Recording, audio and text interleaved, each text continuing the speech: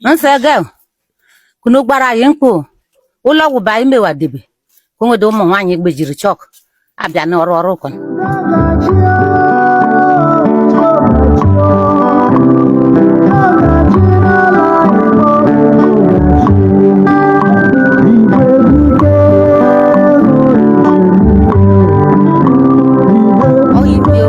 Karite na ibe ndị arụ n'oke ime obodo ọ bụrụ ka o ji ụlọ ọgwụ ọ bụ anyị debekwa bụ ụlọ ọgwụ ihe ọ na-ekwu Igbo bụ Igbo na ebe a kịta anyị nwe ụlọ ọgwụ mana ọ da alụ ọrụ ụmụ nwanyị dị ime chịmụ nwa ya nwa bụ local midwife okay. O megide nke ọ ya eme witu mkpọrọgwụ o nwere isi eburu ejebe obodo ọzọ ụlọọgwụ ọzọ ka azụọ ya and on the process onwe ndị ya n'ụzọ ihe emebie so ụlọọgwụ ahụ anyị lụ onwero ndị nurses and doctors na-alụ na so n'ọya ka a na-ayọ Igbo bụ Igbo. Okay, ụlọọgwụ a na-enwe nọọsịs na enwe doctors na ya kedu ebe arụrụ ya? Ọ dị n'obodo a ga-ahụlikwa ya? A ga-ahụ ya. Okay, ihe gbasakwara n'ụlọ akwụkwọ ụmụazị because ahụkwara m ụmụazị ndị na-aga ọrụ ugbo taa ụbọchị skuul ka erutada ya ka chitara nsogbu nọrọ n'anyị anyị je ka anyị mega ndị mmadụ gịrị ọgụ kwuba anyị ọ bụrụ anyị bụ ndị azakịkpa ga isi ka anyị zaa egriman and egriman na azaka azụ ka o nwere onye yi eme ka anyị bụrụ re ka anyị sa anyị nọ ọgbechi amenya bebe oyibe mbụ m nchọka mfuru ndị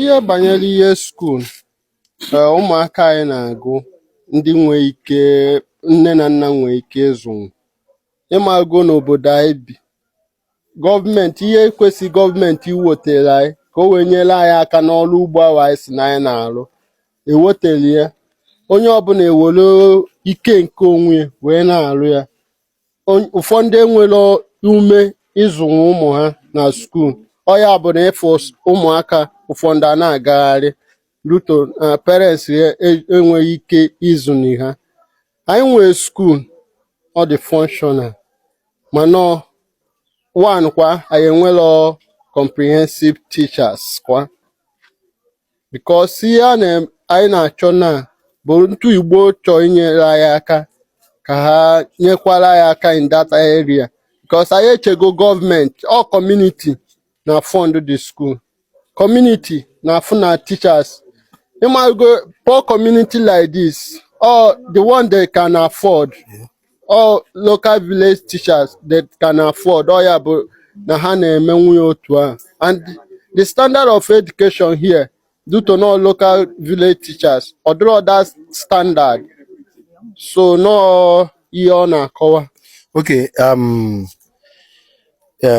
like ụmụ akwụkwọ na-ele WAEC a na-elekwa WAEC na skuul ole kunu nwere ebe ka bidogodi? Okay, na baya bụ Ọtaka anyị nwere secondary school otu nwee primary school otu anyị nwekwa private school like missionary schools nọkwa n'obodo a mana nke public abụ community secondary school bụ ofu. Okay, then this missionary school and other schools ha na-agbalịkwa na-ekụziri ụmụazị ihe? Ọ ha nwa bụ ndị na-aka agbani duto no private stuff ha nwa na-akụzi ọhụma ha na-agbani mana brought to that standard anyị chọọ. Okay, so mommy ihe na-akọwa wo gịnị chịkọrọ ya okwu ọnụ? ibe ma chịkọrọ n'ọnụ ọhụ ya bụ onwe ibe unu emere mkpọkpụ onwe ebe kude were anụ dị ndị mkpọkpụ ibe ebe gide emiwe kwesị na-ememe dịka ukpoga maọbụ ngụno na-ewefụtara ndị mkpọkpụ ekfa uwe ngụno na-ewefụtara mkpọkpụ dọ mana mkpọkpụ ka ntọ bụ nke abụbanye gị ibe ọ bụrụ wo mbeke mere anyị ka abụbanye n'umere anyị ebe a bụrụ na ukweta ọnụ bịara n'umere ya ya ibe ma chọ ndị ihe mma anyị na-akọwa na nchịkọ okwu ya ọ sị na ihe ọ na-enega anya n'onyonyo a na-emega n'obodo ndị ọzọ na nwega ndị a na-enyere aka donetie akwa, donetie ma sanitary pad, donetie ụmụ agbọghọ ji ga-eneta onwe ha. Mana sinsi o ji wee bido ndụ n'obodo a ọfụbọrọ dịka ya, o wee si ebe ọ bụ na Igbo bụ Igbo abịago ọsọ enyemaka, ha bido dodo nyere anyị aka n'ihe dị otu a. Ka ọ dịrị niile na mma, dịkwara na mma anyị nwa bịara ije a na mma. Igbo bụ Igbo, Igbo ndị ọma, Igbo ndị mụrụ nze mụọ ọzọ, Igbo ndị m na-agara ozi, Igbo si m na m kwuru m akwụrụ na mgbawakwa m agbawa. Ebe m ka n'ụwa na Issobo. Issobo nọ na Obubra local government area nke Cross River. Arịrịọ ka m na-arịọ unu anụ n'olu ndị nwaanyị n'olu ndị nna. Obodo a kwesịrị ka agbatara ha ọsọ enyemaka, and ama m na unu aga ekwe ka ihere mee anyị. O nwere nke o nwere ndị nke ụmụ nwaanyị, ihe m na-arịọ unu wụsị biko, any kind of donation, ya wụrụ akwa, ya wụrụ ezigbo akwa eyiri ị nazi eyi mebi ọ karịala gị ahụ, ya wụrụ sanitary pad ị ga-azụta because ihe dị ọnụ ebe niile. Biko donate ya ihe ndị a gbasatara ụmụ nwaanyị na ụmụazị gị. Nwee akwa ụmụ gị ịzụọla nke ọhụrụ, nke ochie kwanụ, donate ya na akara a ị na-ahụ, akara ekwentị a. Biko kpọọ m, dere m na WhatsApp ka anyị gwa gị otu ọ ga-esi erute anyị aka, ka anyị nwee ike were ya wetara ndị Issobo ka ha jiri na-eleta onwe ha. Ihe anyị na-arịọ ọwụ ka ọnụrụ ube nwanne ya agbala ọsọ, ka anyị jiri ike ọha jiri mee ihe anyị kwesịrị ime. Ya wụrụkwa n'ego, akara nke unu na-ahụ, akara ụlọ akụ unu na-ahụ, biko nu tinye na ya, specify ya ihe nke ọwụ, ọ ga-erute ndị Issobo aka. Anyị aga ahapụ ha, anyị ga-emegide ihe ahụ hụ na ndị Issobo nwetara ezigbo enyemaka site n'aka ndị Igbo. Ana m arịọ unu biko nu unu ekwekwele ka ihere mee anyị. Ọwụ Igbo dinyere anyị ozi ya, and anyị ga-aga ya agata ya mma mma, ka udo na-achị n'ala Igbo. Ise ise ise.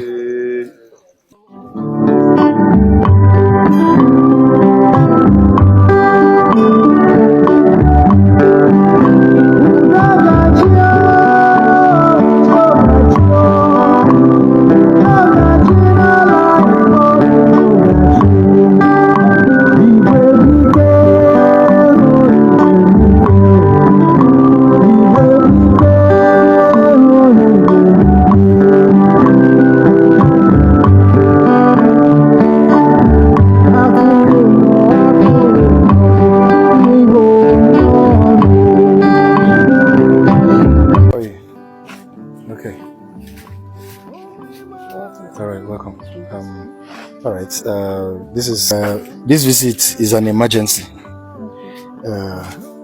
Our mother here told us about the village hospital, the community hospital, and the challenges it's being faced on a daily basis. And further information shows that you are the only nurse available, and also that is taking care of the entire place. So how does that affect you, and how did that happen? It affects me, and let me just say it's lack of employment. Because if there's employment, there will be people to work. There are so many graduates roaming around the street. So please, we'll beg for government to employ, so the workload will not be on just one person. Okay. The facility is big enough for as many people to be working here, but presently I'm the only one here, as you can see. And the in charge, though we have in charge, we are 3 staffs here. I'm the volunteer. Okay, you are a volunteer? Yes. Okay. The 2 staffs, they went for the travel. Okay. So, are you from this community? Where are you from? From Yalankum. Yalankum. Okay. Obubra here. Okay. So, how do you manage the place? Like when you have sick patients, what are the drugs? I mean, do you have drugs in place? That's, I mean, at least first aid or anything that you can use to. I have first aid. Okay. Provided the fund. Okay. Though government do provide some fund quarterly.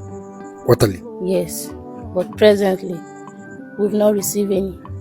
There's none yet. Yes, for some time now. A long period of time now. Then what about if there are cases? If there are overwhelming cases, how do you manage? I do refer. You refer them to where? To General Hospital. Agubra. Yes. So what's your name again? Owa Josephine. Okay. So I mean, first of all, I must encourage you. I must encourage you for your volunteer services, which you have not let anybody down here because they've spoken really good about you. And why we are here is to make sure that we can call for help outside here. You know, let there be more volunteers. Let there be. So now, you are a nurse. What about doctors? We don't have doctors here. No doctor is available here. No doctors. So how do you conduct tests and other things? Like, is there no laboratory services? The only test I run here is malaria test. Malaria. The MRDT kit. Okay. With just kits. Yes. You can ascertain what happens. It's positive or negative. All right. Okay. Still on our visit here in Issobo communities. This is the hospital, the only hospital that is in this entire community. But the unfortunate event is that there are no doctors here. What we have is just one volunteer nurse. She is a volunteer. She is here on a volunteer services, and you can imagine how overwhelming that can be. I am still using this opportunity to call for people, individuals, NGOs to come to the aid of this community. Access to good health, access to clean water, access to good road networks is the basic need of people.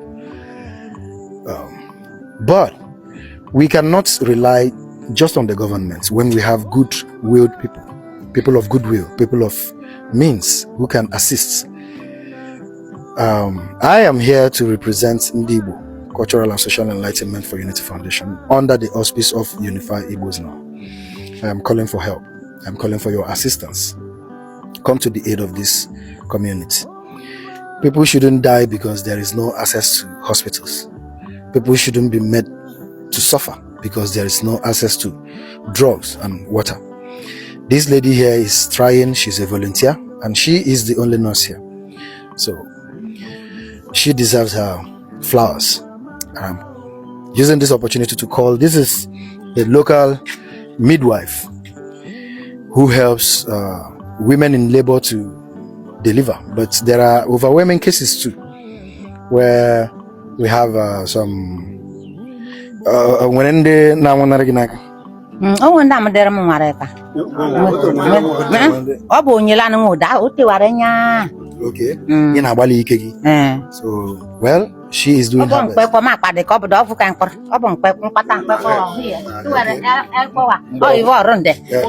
back, what but Gilanda Naroko.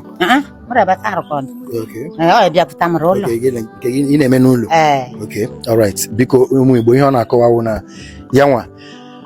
Mada na wakame ana naka. As a otekwele naka, mana yawa wo the local midwife here na help ụmụ nwaanyị no na di ime. Enyemaka, I need enyemaka for them. I need enyemaka. Otu ọbụla ọ ga-esi apụtara gị. Otu ọbụla biko. Akarola ka ị na-ahụ akarola ka ị ga-eji. Otu ọbụla specify ya ihe nke ọwụ. Onye akwa the only volunteer nurse no na hospital in Odira is no doctor at all. Okay, on the depth of the suffering Ndo Bodana suffer. Aya na-eme aka ka anyị mechie onye ọbụla ihu mana ọ ka anyị gbaa asị agba oshi na anwụ ya ala agba ihe ọjọọ na anwụ ya ala ndị obodo a kwesịrị inye enyemaka ndị Igbo onwekwe if there is any person out there you must not be an Igbo person to be a human. Please help what we are calling for you is assistance, help to these indigent people. Thank you so much, and I pray that God blesses all of us. Thank you again. Thank you, Minos. Thank you. Don't stop what you're doing. Help will come. And this is my promise. After today is what's today's date? 15th of May 2024. You people will begin to see new changes in this community. Definitely it will come. Thank you.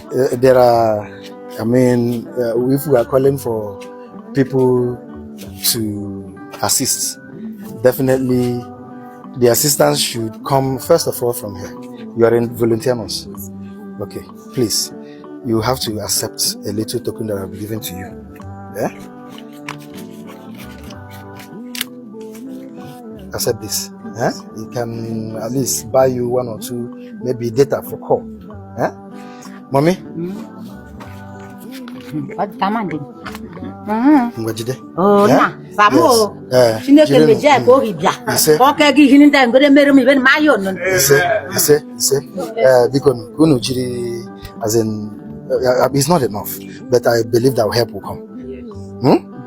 Enyemaka ga-abịa rela. You understand? So don't stop what you're doing. Serve the community. It is not about the community, but it's about humanity. And it's about God. Your blessings will come. Magi, ụmụnwaanyị ndị dị ime na-enyere ha aka. Anwegodi ịdị mbụ na-eme, so akwụsịkwala. Mmadụ ka anyị na-emere. Mmadụ ka eji aba. Because from time to time, I believe that our people will respond to this clarion call. Our people respond. Okay? Dale ko bodo ka gbejiri chok. Oburu nda gbejiri chok. Mure nwanyi wa ka je de ba bore. Odo bi be mem nore nya. Emem ko kwede ma obofebe ohoma. Odem ka ha de nwanyi wa. Ihe kwuru eziokwu. At least anụmanụ. Ọzọ ma ọ na gbajiri chọkụ na ya nwa. Na ọ na gara akwụkwọ. Na ya ga na-arụ. Well, nke ị na-eme dị n'ụdị ya. Because no matter ihe agara na school, nke local one, we cannot let it go. It is a part of us. So jisike no? Jisike. All right. Wanyama. Jisike. Thank you. All right.